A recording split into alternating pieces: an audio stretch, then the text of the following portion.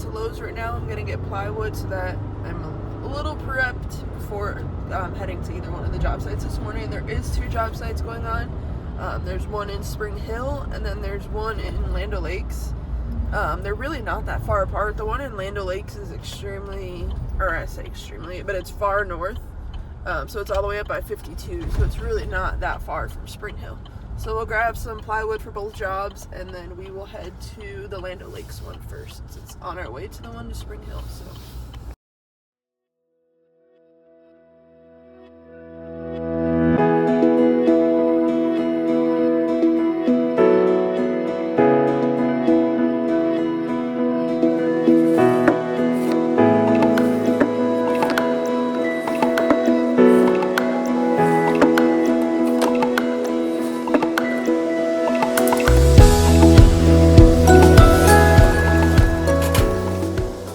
We had 3 vents get delivered to the Spring Hill house damaged. I'll put a picture on screen of them here. So I'm gonna head to our supplier right now and grab 3 new ones to bring to them.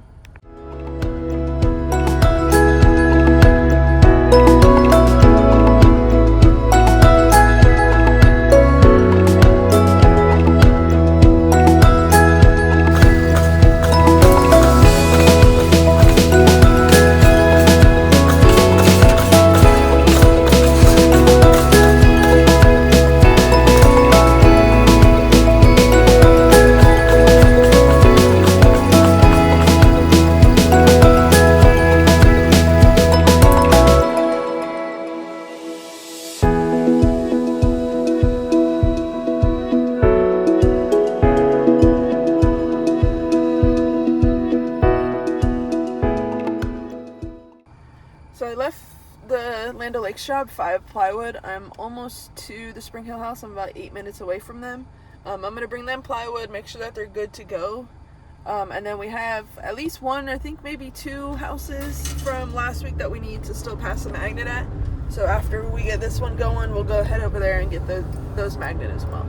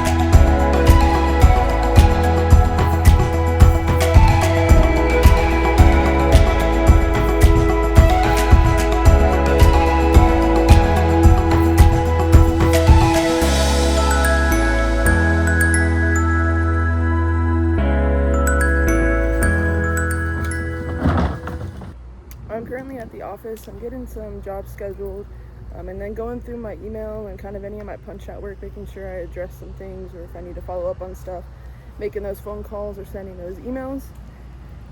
It's been a pretty productive day so far. I got here maybe 30 minutes ago with that, and I haven't even been able to open my computer yet or really unlock it. I'm just kind of going through the basic stuff that I can do on my phone, and then, you know, we'll get everything going inside. I've been experiencing this in this truck for quite a while, literally probably within a couple months of me buying it. When I got it, or when it first happened, it happened like once out of the blue, and then it happened like would happen randomly like every couple months. And then I went through one stint where it was every day, probably 10 plus times a day. And it's super annoying because if you're on the phone or anything, it cuts your phone call off. It doesn't end the call, it just puts it to your phone, so you don't really notice. At least for like a couple seconds. It takes probably like 3 or 4 seconds for the screen to turn black. So if you're playing like a podcast or anything like that, it will turn off the sound to whatever it is for like 3 or 4 seconds, and then the screen goes black. So you have like a little bit of a warning that it's about to happen. But like I said, then it turns black. Sorry, I got interrupted by Aisa. So like I was saying, about a month or two ago, it had a new issue that it started where the doors would randomly unlock and lock themselves. Or not, they would never really lock themselves. They would randomly unlock themselves. So I would just be driving and you'd hear like the click, click, click, like when your doors unlock. You would just randomly keep hearing that. And then like when I would go to get out of the truck and, you know, you try to lock it with the key fob, it wouldn't lock. The lights would blink on the truck, like it recognized that you're clicking the lock button on the truck, but it would never lock. The driver's door would lock, but every other car door would be unlocked. So it was super annoying. And for a month straight, I had the hardest time locking this truck. You couldn't do it with the key fob. You had to come over here to the driver's side and manually lock it with like the lock button on the door. You did it from the passenger side, it wouldn't lock all the doors. It only locked the passenger door. But within the last probably week or two, the passenger door sometimes won't unlock. Like it just randomly won't unlock. All the other doors will unlock, but not the passenger door. And I've brought this truck numerous times to the Chevy dealership and had them look at it. They've sent one of their techs down to come look at it. I mean, they had it for like a month at a time, a couple weeks at a time. Like they've had it for extended periods of time, and they can't fix it, or so they say. I've talked to numerous people, and they've said it's the wire harness that actually goes into the truck or into the cab. But they don't want to replace it, or I don't think they want to replace it. So far, they've replaced the entire screen.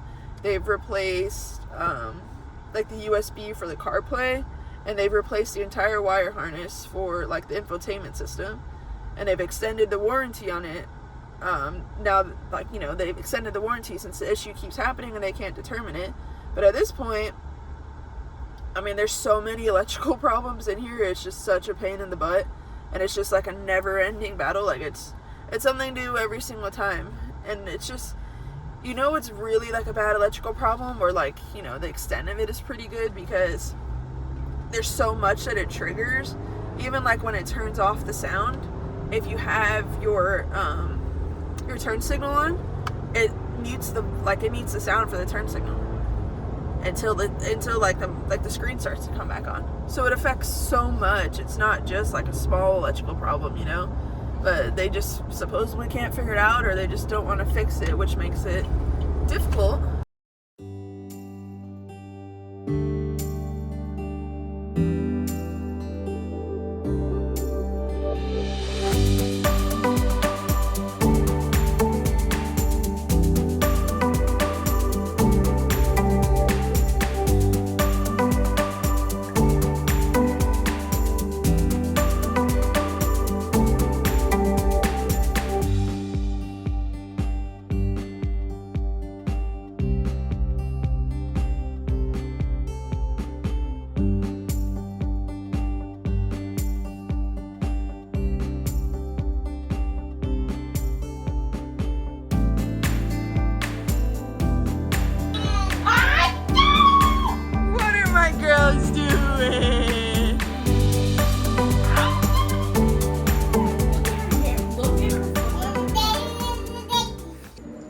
This is where I'm going to wrap up the video for today, guys. Dinner was freaking amazing, that's all I can say. Aisa was making it all day long, and it was so damn good. She got some bones.